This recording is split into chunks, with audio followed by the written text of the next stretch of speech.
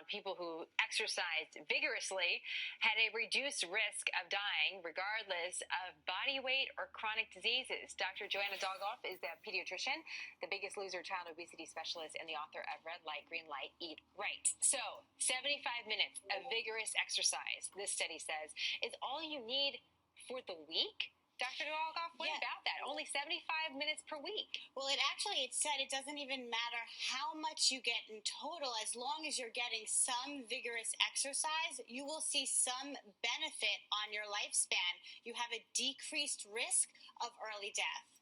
When we say vigorous, what do we really mean? I mean, how hard do we actually have to exercise? On a scale of 1 to 10, you need to get to like a 7 or an 8. So you need to have that heart really pumping. You want to be sweating. You're working hard. But for that, I mean, we're seeing people on the treadmill, kettlebells. We have all sorts of different B-roll, what we call it, different exercises. What would be your suggestion as far as really know you're going to get that vigorous exercise and how long you really have to commit to it to get the benefit? I like to use what I call the talk test, where if you can talk in a full sentence, you're not working hard enough. You need to have to pause during your sentence to breathe. That's when you know you're doing vigorous exercise. It is hard to do that, though, sometimes. I mean, you get to the gym every once in a while, get 45 minutes in, something like that.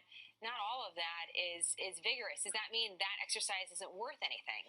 No, absolutely not. The study says just any amount is better than none. Just try to get as much vigorous exercise as you can. A little bit will have some benefit on your lifespan. So if you can only do a little, great. Get out there, do a little bit, and feel great about yourself. What about toning and weight maintenance and all the other things that you hope to achieve through exercise? We've had a couple different studies that have come out over the last year that have given us different time requirements of how much we have to commit to get all the benefits. What would you say is the big message about how much you have to dedicate to actually see any sort of a benefit? Well, and those studies are very different. This study's challenging everything that those studies have said in the past. This is talking about lifespan, and again, there's no actual number. Usually we say you want to have 30 minutes of exercise most days. That's been what we've been saying all along. That's still what we're going to continue to say until more studies back up what this new study has said. Everyone, you're always looking just for a quicker way just to knock it out. So it's good to know, like, a little vigorous exercise, you're still getting a little benefit. Doctor, it's always great to see you. Thank you so much. Thank you. Well, the doctor is in.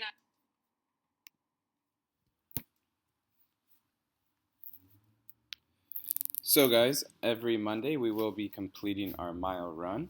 It's important that when we do our mile run that we are dressed in appropriate clothing. This means our uniform and also proper running shoes.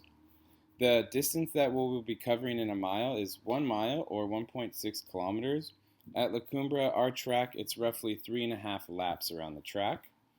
The goal is that you improve on your last recorded time. So each week you should be improving your time by at least either a second, 5 seconds, or 10 seconds. It is expected that when you guys are on the track that a 7th grade boy is able to run a mile in 10 minutes and 30 seconds. 7th grade girl is able to do it in 11 minutes. An 8th grade boy should be running the mile in 10 minutes, whereas the 8th grade girl should be running it in 10 minutes and 30 seconds.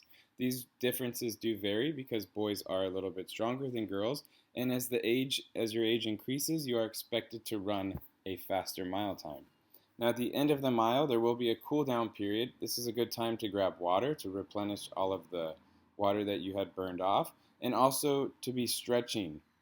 This helps relieve any pain that you may feel after running, and this alleviates that feeling.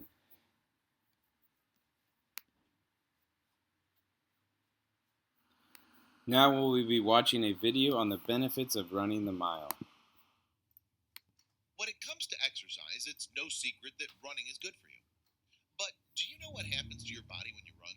I'm not just talking about sweating and getting out of breath. Much like yoga and strength training, running provides so many healthful benefits. The rad thing about it is you don't even need to run a marathon. A short and sweet morning or lunch workout will still do your body good. Each and every effort will matter. It all adds up in the end.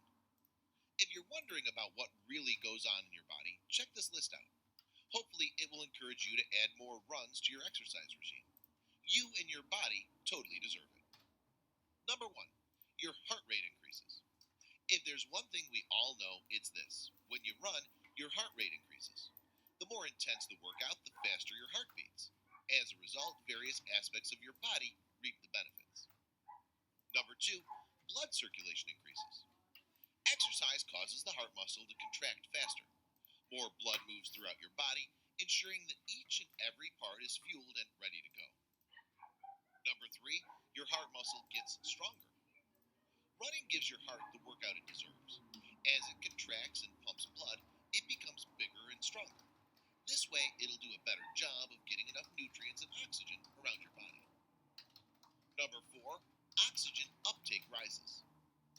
As your blood takes a trip around the body, oxygen uptake increases. It delivers oxygen straight to the brain, skin, and organs, making sure everything is in tip-top shape. These body parts need adequate oxygen in order to be the best they can be. Number 5, it boosts brain power. Along with your heart, your brain becomes stronger when you run.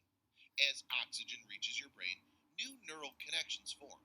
Memory-making neurotransmitters are also enhanced during physical activity. Again, this comes down to your brain's hunger for oxygen uptake and blood circulation. Number 6, stress is reduced. Let's face it, stress is a normal part of life. We all feel bogged down every now and then, especially during big life changes or deadlines. When you run, your brain produces less stress hormones and more endorphins. This is essential for relaxing your senses and clearing your head. Number 7, muscles strengthen. When you run, your muscles tear ever so slightly. Your body then rebuilds them. This is exactly how muscles become defined and strong. And because running requires the entire body to move, multiple muscles will reap the benefits. Number 8, your mood improves. This goes hand in hand with stress reduction. Running is an awesome way to boost self-confidence and personal outlook on oneself. It also enhances the brain's production of specific neurotransmitters that make you feel better. Number 9, sleeping gets better. After a good run, you're more likely to get an awesome night's rest. After all, getting enough shut-eye is vital for overall health. It's crucial for proper focus, concentration, and all-around badassery.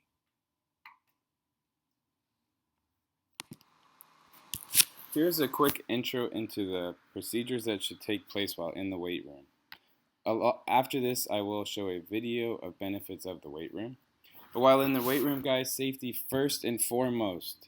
That is my number one rule. I'm first looking after your guys' safety while in the weight room because of the many moving machines and parts. While in the weight room or weight room days, we should be wearing our proper clothing, uniform, and also footwear. No sandals. I wouldn't want anybody's foot to get smashed by a weight. You will be working in pairs. One student is responsible to be the spotter, so when lifting free weights, one student should be there to help the other student. Partners should be at least 3 feet away from machines. This is also for safety reasons. Each partner should be completing one set in 12 repetitions, and then we will move on to the next exercise. I recommend not lifting too much weight, guys. Too much weight can be dangerous, so that's why we have 12 repetitions. We shouldn't be doing 5 repetitions. We should try for more like 10 to 12. And absolutely, guys, no horseplay while in. Let's take a look at the benefits of resistance training. Resistance training, like using free weights, resistance bands, cable machines, or even your own body weight, can have dramatic effects on not only your level of fitness, but on overall health as well. Resistance training can improve your strength as well as your stamina. The strength gained in doing regular resistance training sessions can make many everyday tasks much easier. Climbing up the stairs becomes easier.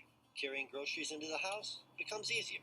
And even cutting the grass becomes easier. Your stamina will also increase. For instance, walking long distance becomes easier, and you won't get as tired playing with the kids, playing with the dog, and your endurance while playing sports can improve. Resistance training can also be beneficial to weight management. Burning more calories than you take in is key, so cardio must be king, right? Well, not necessarily. High-intensity strength training can have a recovery time of up to 48 hours, giving a slight boost to metabolism after a workout. And circuit training, where you go from exercise to exercise, with little to no rest between those exercises, can combine a cardio and strength training session into one. Resistance training can also give your body a more athletic and toned look, which can improve self-confidence. So what's the first thing that just about any guy or girl does after a breakup? Come on now. Starts going to the Jimmy Gym. They want to improve their physical appearance, and looking better makes you feel better, and it does help attract potential suitors. Resistance training can also increase bone density. Our bodies respond to their environment. If it's cold out, we shiver to increase body temperature. Warm out, we sweat to decrease body temperature. If we consistently do strength training, our body adapts. It knows that it is going to have to bear weights on a consistent basis. So it not only enlarges muscles, but also responds by making bones stronger by increasing their density. Regular bouts of resistance training can also improve brain function. Doing strength exercises can help improve circulation throughout the body, including the brain. It can promote the health of blood vessels in the brain and stimulate the release of beneficial chemicals inside the brain. Also, by learning new exercise movements, it can help improve memory and quicker processing of information. Resistance training can improve balance and lessen the risk of injuries from falls. By doing weight-bearing exercises, especially balance-oriented exercises, coordination and body movement control can dramatically improve. Regular resistance training sessions can also help improve your sleep. Research suggests that it can help you fall asleep faster and enjoy a deeper sleep and provide a better overall sleep quality. Resistance training can also help improve athletic performance. Specific training sessions can improve strength, power, speed, balance, and coordination, all of which are important in sports. It can also improve blood flow throughout the body and increase muscle mass and bone strength, which can lessen the risk of injuries and improve endurance. All right, folks, so that'd be some of the benefits of resistance. So as I have mentioned before, guys, we will be participating in sports that will be rotating every 3 weeks to 4 weeks.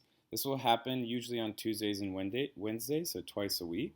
You need to also be dressed in proper clothing and uniform, along with footwear, no sandals or any shoes like that.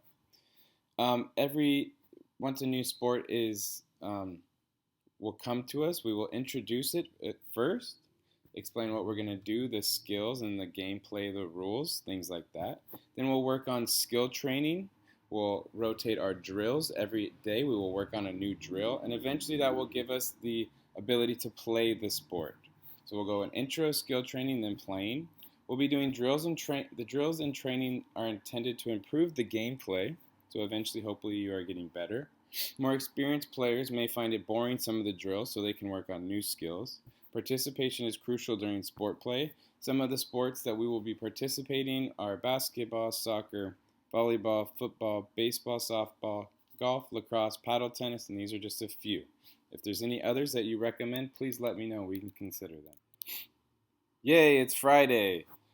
Fridays, guys, will be a fun day for us, unless you have missed a day or you want extra credit points. So students who miss run day, usually on Mondays, will have to make up what they missed in their laps. Extra credit possibilities also available if you run the mile.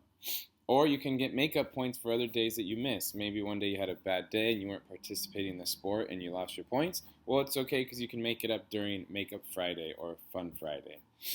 The 3 activities that you can play if you have finished all of your work and don't need makeup is basketball, field hockey, and soccer. You're expected to participate in at least one of these activities. Okay, guys, so I look forward to a great year with you guys. Remember to always give it 100%, and it will just benefit you in the long run to living a healthier lifestyle. I'm going to get to know you guys, also get to know me, and we'll have a good year. I look forward to this year, guys. Let's have fun.